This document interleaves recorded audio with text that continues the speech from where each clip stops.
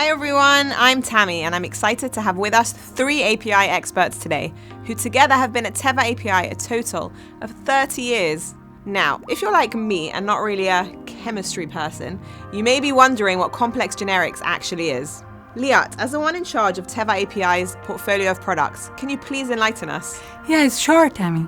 So, the generic market have been very profitable and very attractive for pharmaceutical companies for years already, even the last few decades. But as this market is becoming more and more crowded with simple generic products, leading biopharma companies are starting to focus on complex generics. The idea is to increase the value for the patients and address unmet therapeutic needs, while at the same time enable higher margin and differentiation from other companies. Maybe give some examples? Sure. There is complex formulation, complex route of delivery, complex drug and device combinations, or complex active ingredients. And what does this demand from biopharma companies? Good question. Each of these requires a higher level of expertise than is required for simple generic development, deeper understanding of the regulatory, quality, and safety requirements, and a sophisticated go-to-market strategy. Here at Teva API, we are proud to have many of these complex active ingredients in our portfolio, as well as the expertise that make us a partner of choice for our customers that would like to enter this challenging market. Thanks, Liat. So, let's deep dive now into some of these complex and unique technologies. We'll start with respiratory APIs. It's well known that here at Teva API, our respiratory portfolio is one of the largest in the industry. Augusto, with your R&D expertise, can you please tell us what's the key for success? Of course I can. As you said, our respiratory portfolio is extremely strong, and it's now become even stronger with our latest products, fluticasone furoate, olodaterol hydrochloride, umeclidinium bromide, and vilanterol triphenatate. I would say that the key to success for respiratory products really lies in making a perfect match between the device and the API, specifically the solid-state properties of the API. What we use are unique reverse engineering methodologies to better characterize the API needs for a specific formulation and device. You also obviously need to define and control the key critical attributes to enable the effective development of respiratory products. This starts with developing a robust process for a high-quality crystalline API with well-controlled physical properties. And how do you make sure you get exactly what the customer wants? Oshrat? Well, Tammy, one of the things we've always prided ourselves here at Teva API is how our teams work hand-in-hand with the customer. We tailor the API grade based on the specific requirements for the drug product. Over the years, we have developed reproducible, robust production processes that can create API with very tight PSD, well-controlled reduced amorphous content, and adequate surface properties to meet the customer formulation requirements for DPI, MDI, or any other drug product. Have I missed something, Augusto? Well, if a customer tests a product sample in the intended device and needs to modify it, our in-house R&D expert will work closely with them to develop a customized solution that meets their precise specifications. We are constantly talking to them and working with them to get the product exactly right. Thank you, Augusto. So, now moving on to metal organic complexes. Can you explain what this is and perhaps give an example? Sure. The best example of this type of technology is iron carbohydrates. Iron carbohydrates are complex APIs that are used as anti-anemia agents or for hyperphosphatemia.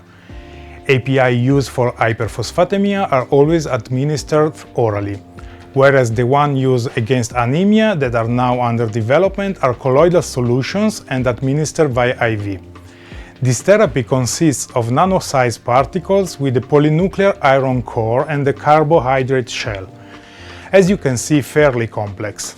Here, actually, the key to success lies in achieving the critical quality attributes precisely and repeatedly in production. We've developed and acquired knowledge on synthesis and characterization of these complexes, specifically the solid-state properties of the API. Now, moving on to inorganics, which is a less common API type.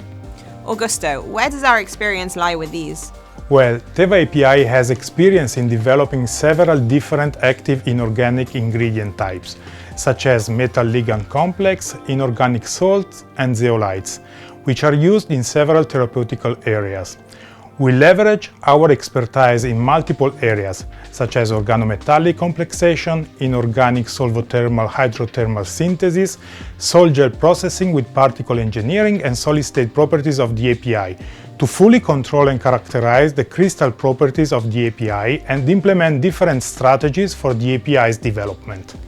And what are the key attributes here? Developing inorganics is completely different to developing other APIs.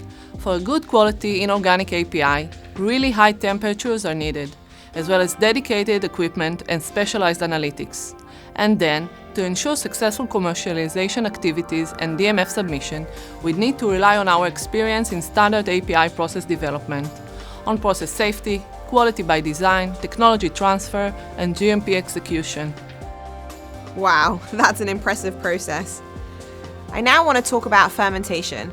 Our fermentation products are one of our big success stories and generate a significant value for sales. Where are these produced and how do they stay competitive? That's a great question, Tammy. These microorganism-originated drugs are produced mainly in Hungary and Italy. The Hungary R&D team deals with new product development and life cycle management as well. In products that are already commercial in Teva API, they are able to improve the producer's strain by classical and molecular biological tools as well. And also, this development makes significant contribution to the competitiveness of the APIs, because a large reduction in raw material costs can be achieved by these activities. Exactly. In addition, new methods are continuously and successfully being implemented in the field of biotechnology. An example of this is using recombinant tools, where we have the capability to introduce foreign genes into the cells. This is also beneficial from an enzyme technological point of view. These recombinant hosts are able to produce efficient and environment-friendly enzymes to replace certain ineffective synthetic production steps.